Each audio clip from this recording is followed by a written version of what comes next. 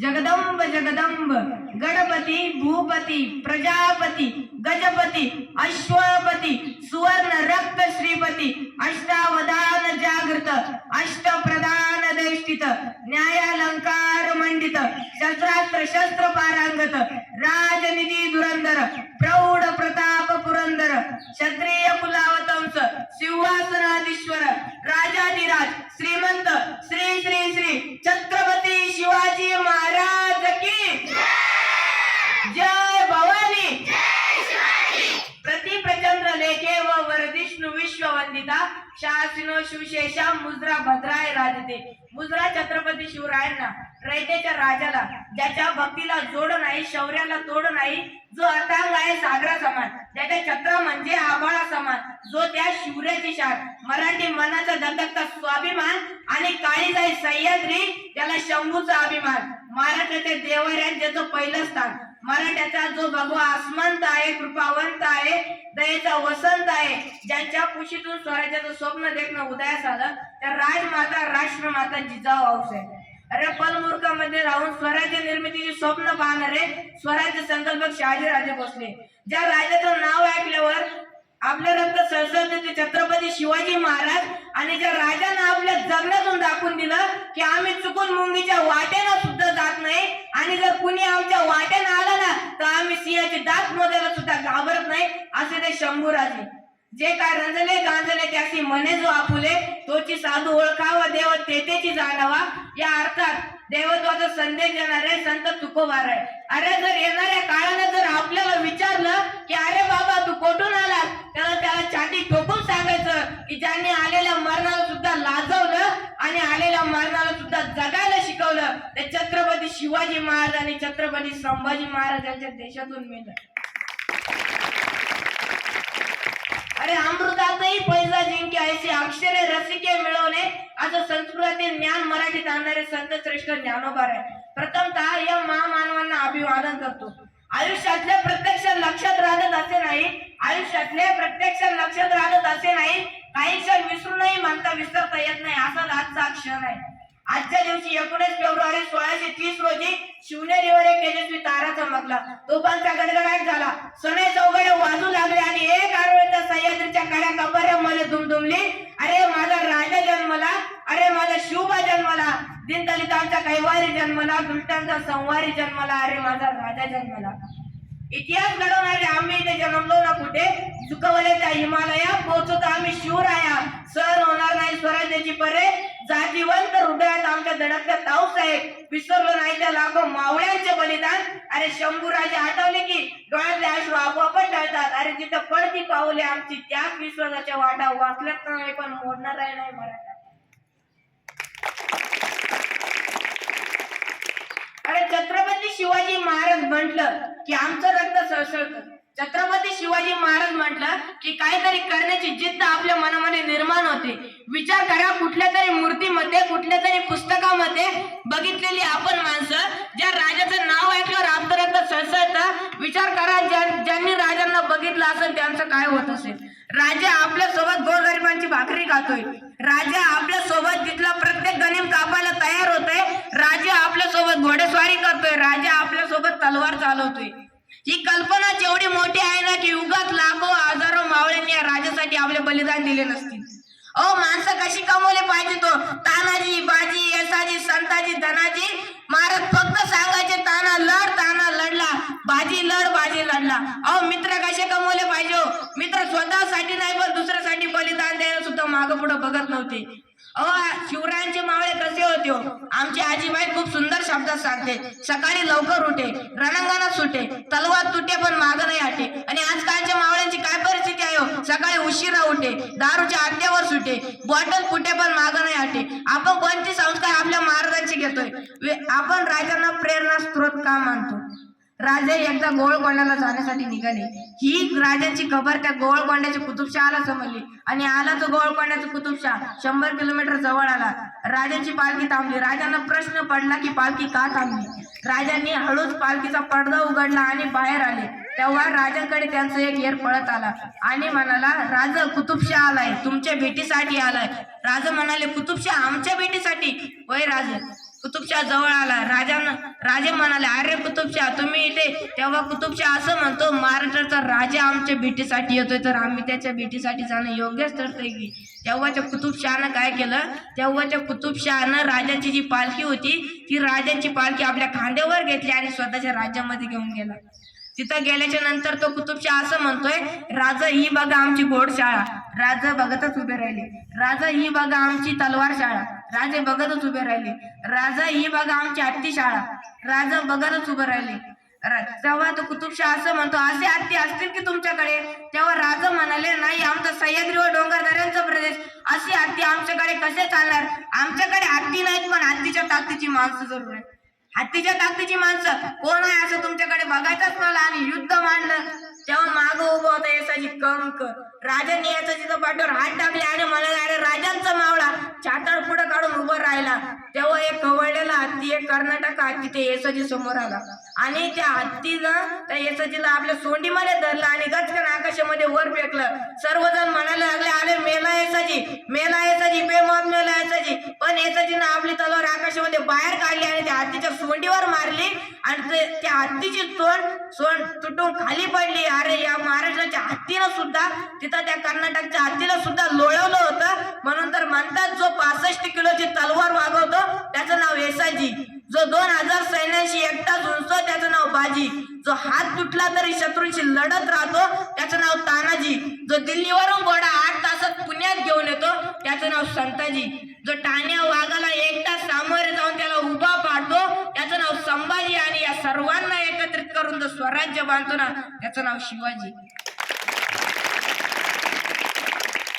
झालं. येसाजीचं ते शौर्य बघितलं, ते धाडस बघितलं आणि आला तो गोळकोंड्याचा कुतुबशाह आणि म्हणतोय, अरे बहुत खूप, काय तुझी जिगर. पुढे तो असं म्हणतो, त्यानं त्याच्या गळ्यातील मोत्यांचा कंठा काढला, मोत्याची माळ काढली आणि येसाजीच्या गळ्यामध्ये घालणार तो येसाजीनं हात अडवला आणि म्हणाला, आमचं कौतुक करायला, आम्हाला शाबासकी द्यायला अजून आमचं राजा समर्थ आहे. बघा, ज्या राजांना दुसऱ्याच्या कौतुकाचे थाप सुद्धा आपल्या अंगावर कधी पडून घेतले नाही, म्हणून आज राजांना आपण प्रेरणा स्त्रोत मानतो. छत्रपती शिवाजी महाराज स्त्रियांचा आदर करायचे. हे काय पोटातून शिकून आले नव्हते. एकदाच राजा लहान आहेत आणि एकदा स्त्रियांचं नृत्य चालू होतं. राजा ते स्त्रियांचं नृत्य चोरून चोरून बघत होते आणि ही खबर आऊसाहेबांना कळली. तळपले आऊसाहेब आणि गेल्या राजाकडं. राजांच्या पाठीत एक धपाटा देऊन सांगितलं, राजा तुम्हाला या महाराष्ट्रातील बाया नाचवणारा शिवबा व्हायचं नाही तर या महाराष्ट्रातील बाया वाचवणारा शिवबा व्हायचे. ज्याला स्त्रीतील बहीण कळाली तो मुक्ताईचा ज्ञान झाला. ज्याला स्त्रीतील बहीण कळाली तो मुक्ताईचा ज्ञान झाला. ज्याला स्त्रीतील पत्नी कळाली तो सीतेचा राम झाला. ज्याला स्त्रीतील पत्नी कळाली तो सीतेचा राम झाला. ज्याला स्त्रीमधील मैत्रीण कळाली तो राधेचा श्याम झाला. ज्याला स्त्रीमधील मैत्रीण कळाली तो राधेचा श्याम झाला. आणि ज्याला स्त्रीमधील आई कळाली ना तोच माझी जिजाऊंचा शिवबा झाला. तोच माझी जिजाऊंचा शिवबा झाला. छत्रपती शिवाजी महाराज स्त्रियांचा आदर करायचे. याचा पुरावा देण्याचं काम फक्त आपणच नाही करत, तर छत्रपती शिवाजी महाराज स्त्रियांचा आदर करायचे याचा पुरावा देण्याचं काम छत्रपती शिवरायांच्या शत्रूंनी देखील केले. शाहीच्या कानाची बोटं छाटली. याच पुण्यामध्ये शाहीच्या कानाची बोटं छाटली. शाहीच्या कानाची बोटं छाटल्यानंतर पुढं काय झालं तर पुढं शाहीचे कान पळायला लागला. राजे निघून गेले. तेव्हा शाहीच्या कानाकडे त्याची एक बहीण आली आणि म्हणाली, हुजूर गजब हो गया, हुजूर गजब हो गया, और नरदम शिवा मेरी छोटी बेटी को उठा ले गया. तेव्हा तो शाहिस्ते खान असं त्याच्या बहिणीला म्हणतो, चुप कर पगली, ओ शिवा किसी की उंगली चाट सकता है, ओ शिवा किसी की उंगली चाट सकता है, ओ शिवा किसी की गर्दन काट सकता है, ओ शिवा किसी की गर्दन काट सकता है, पर वो शिवा किसी औरत या बेटी पर कभी हाथ नहीं डाल सकता. औरत या बेटी पर कभी हाथ नहीं डाल सकता. अरे वेगवेगळ्या जातीतील वेगवेगळ्या धर्मातील माणसं या राजाच्या पाठीमागे उभं राहिलीत आणि या राजाच्या जीवावरती त्यांनी या स्वराज्याचं स्वप्न बघितलं. तानाजी मालुसरे एकदा आले राजांच्या भेटीसाठी आणि म्हणाले, राजा रायबाचं लगीन काढलं बरं का, तुम्हाला लग्नाला यायलाच लागतं. तेव्हा महाराज म्हणाले, रायबाचं लगीन काढलं वय राजा, रायबाचं लगीन काढलं. जोपर्यंत तुम्ही रायबाच्या लग्नाला सहपत्नी सोबत त्याच्या डोक्यावर अक्षता टाकत नाही ना तोपर्यंत रायबाचं लगीन करीत नसतोय बरं का. तेव्हा राजा म्हणाले, अरे ताना कोंडाने घ्यायचं म्हणतोय रे. तेव्हा सर दिशी माग सरला तानाजी आणि हातातल्या पत्रिका फेकल्या आणि मला राजा मिळा जाणार राजा म्हणाले, अरे रायबाच्या लग्नाचं काय? तेव्हा ताना असं म्हणतो, आधी लगीन कोंडाण्याचं माग रायबाचं. असा गेला आणि परत रायबाच्या लग्नाला आलाच नाही. गड आला पण सिंह गेला. कित्येक लोक म्हणत असतील की प्रेमाचं प्रतीक ताजमहल आहे. अरे कित्येक लोक म्हणत असतील की प्रेमाचं प्रतीक ताजमहल आहे, पण प्रेमाचं प्रतीक ताजमहल नसून या सह्याद्रीवरती जे गडकोट उभारले आहेत ना, त्या गडकोटांवरती सांडलेलं मावळ्याचं रक्त हेच खरं प्रेमाचं प्रतीक आहे. म्हणून तर म्हणतात, अरे ताजमहल अगर प्यार की निशानी है, अरे ताजमहल अगर प्यार की निशानी है ना, तो शिवनेरी किल्ला भी एक शेर की कहानी है, तो शिवनेरी किल्ला भी एक शेर की कहानी है. पोरांनो, पुष्पामधील झुकेगा नाही साला म्हणणारा पुष्पा तुमचा आदर्श असेल की मला माहित नाही. पुष्पामधील तो झुकेगा नाही साला म्हणणारा पुष्पा तुमचा आदर्श असेल की मला माहित नाही. पण वयाच्या 32व्या वर्षी ज्या राजानं आपल्या डोक्याच्या केसापासून ते पायाच्या नाकापर्यंत आपल्या डोळ्यातील एक एक बुबुळ काढून ज्या राजाने या महाराष्ट्राच्या मातीला रक्ताचा अभिषेक घातला आणि औरंगजेबाला झुकेगा नाही साला म्हणून त्याच्या स्वतःची अवकात टाकून दिली ना, तो सर्व संभाजी राजा आपला आदर्श असला पाहिजे. अरे जब जब मराठे तलवार उठाएंगे तब तब भगवा ही डोलेगा. शंभू राजा का नाम सुन के हर एक मराठे का रक्त बोलेगा. एक दिन ऐसा आएगा ना जो कब्र में छुपा औरंगजेब भी हर हर महादेव बोलेगा, हर हर महादेव बोलेगा. आणि दुसरा आदर्श म्हणजे काचेच्या फ्रेम समोर शायनिंग मध्ये फोटो काढणारा सलमान खान तुमचा आदर्श असेल की मला माहित नाही आणि जरूर ठेवा. जिम मध्ये घाम गाळणारा शाहरुख खान तुमचा आदर्श असेल की माहित नाही, पण जरूर ठेवा. आणि सकाळी 7 वाजेपासून ते संध्याकाळी 7 वाजेपर्यंत, सकाळी सूर्योदयापासून ते संध्याकाळी सूर्यास्तापर्यंत 2 बैलांच्या मागे लाकडी नांगराचा उंडा घेऊन चालणारा बाप तुमचा आदर्श असला पाहिजे. आणि जीवनात कधीतरी आपण आपल्या बापाचा मार खाल्ला पाहिजे, त्यातल्या त्यात बुटानं खाल्ला पाहिजे. का खाल्लं पाहिजे माहितीये? जर ज्या गावातली पोरं, ज्या शाळेतली पोरं आपल्या बापाचा मार खातात, त्यातल्या त्यात बुटानं खातात आणि त्यांच्याच पाठीचा काना ताट झालाय आणि तेच पोरं समाजामध्ये सन्मानानं जगतात. ही बाप आणि शिक्षक नावाची खरी ताकद आहे. अरे भगवान को भी भगवान बनने के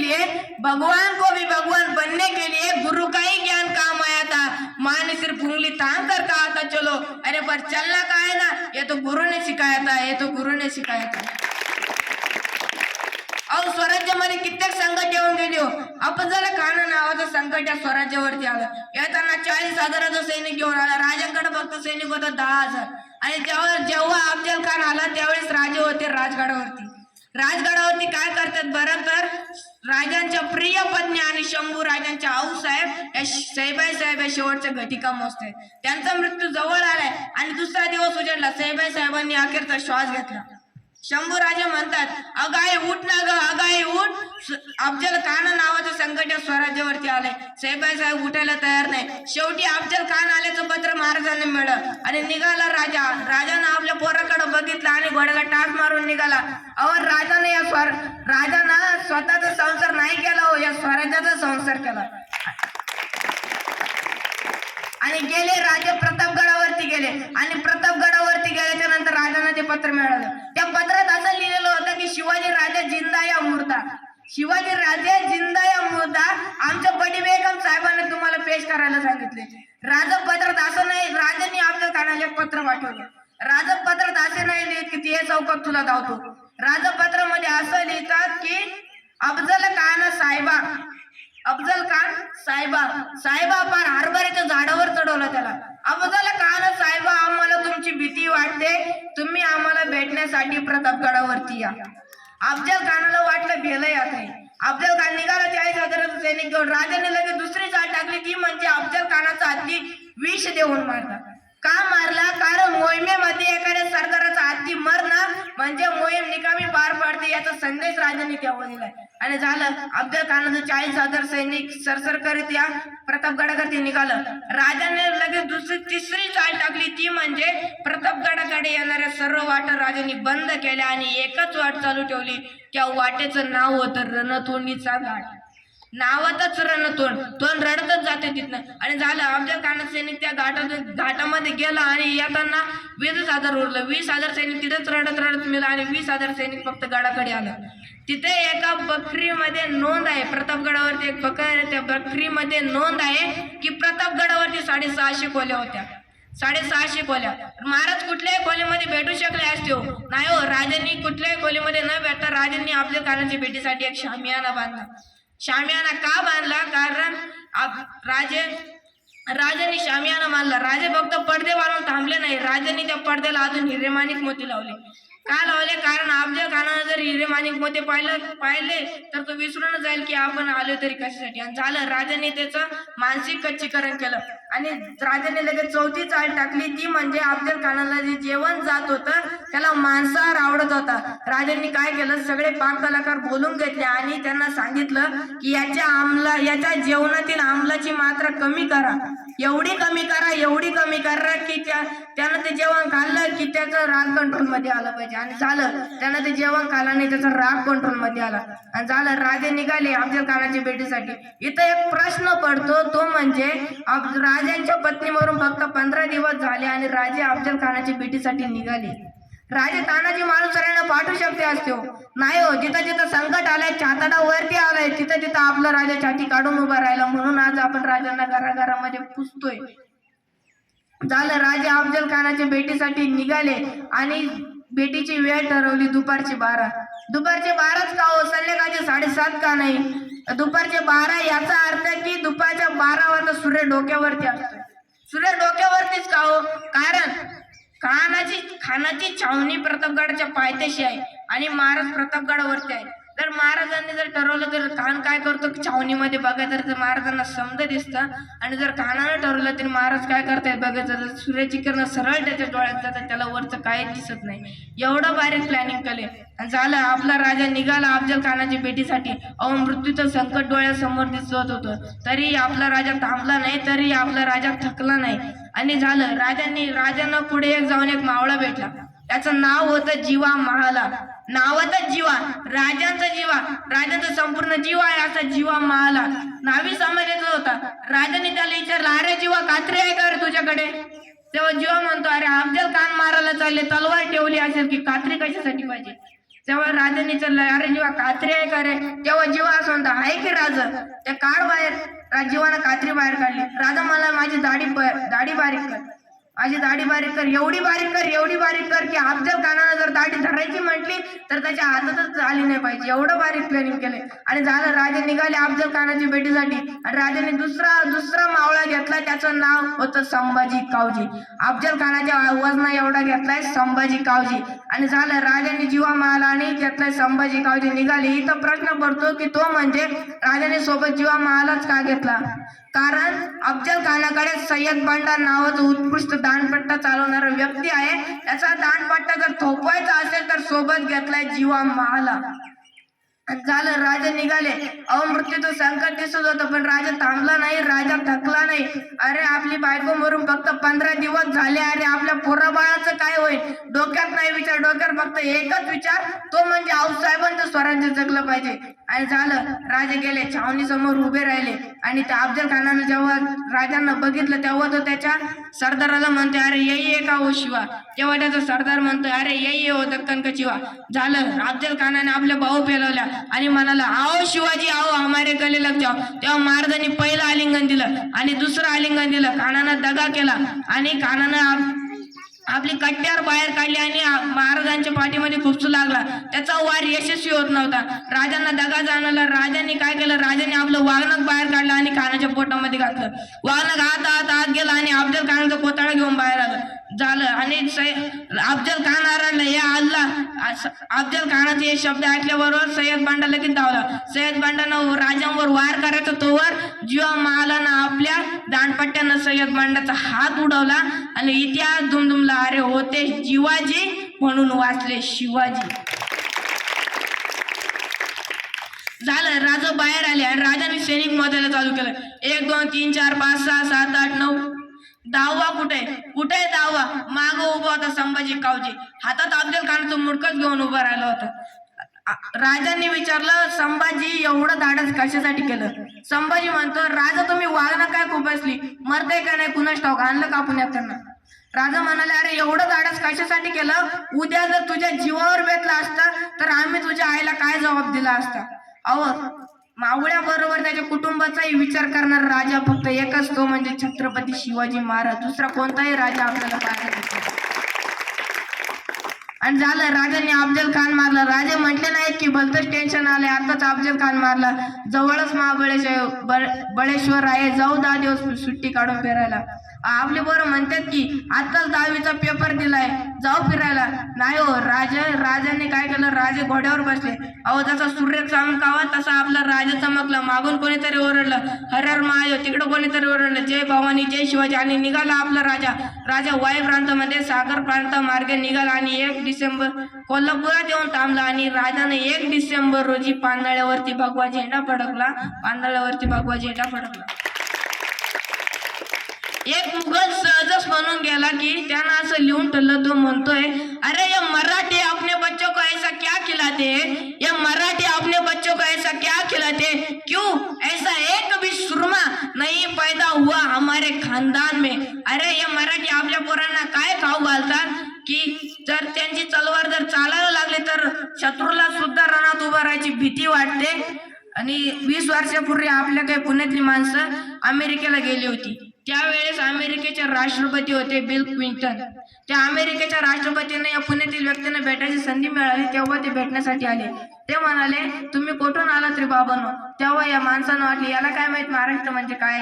त्यांना सांगायला चालू केलं, आशिया नावाचा एक खंड आहे, त्या खंडामध्ये भारत नावाचा एक देश आहे, त्या भारत नावाच्या देशामध्ये महाराष्ट्र नावाचं राज्य आहे, त्या महाराष्ट्र नावाच्या राज्यामधून आले. तेव्हा ते बिल क्लिंटन असे म्हणतात, अरे बाबा एवढं सांगायची काय गरज होती, तू फक्त जर एवढं जरी सांगितलं असतं की मी छत्रपती शिवाजी महाराजांच्या राज्यातून आलाय तरी मला समजलं असतं. अरे ना चिंता ना भीती, ज्यांच्या मनामध्ये फक्त राजे शिव छत्रपती. अरे भगव्या रथाची धमक बघ, स्वाभिमानाची आग आहे. अरे घाबरतोच कोणाला वेळा, तिथं शिवरायांचा वाघ आहे. त्याचे नाव घेतात सह्याद्री रक्त, असे शिवरायांचे भक्त, असे शिवरायांचे आम्ही भक्त. तर तुमचे कर्म जिजाऊ उपकार कधी ना फिटणार, चंद्र सूर्य असेपर्यंत नाव तुमचे ना मिटणार. श्वासात रोखुनी वादळ, डोळ्यात रोखली आग, देव आमचा छत्रपती एकटा हिंदू वाघ. तर शेवट घोषणा झालीच पाहिजे. प्रौढ प्रताप पुरंदर, क्षत्रिय कुलावतंस, सिंहासनाधीश्वर, राजाधिराज, श्रीमंत श्री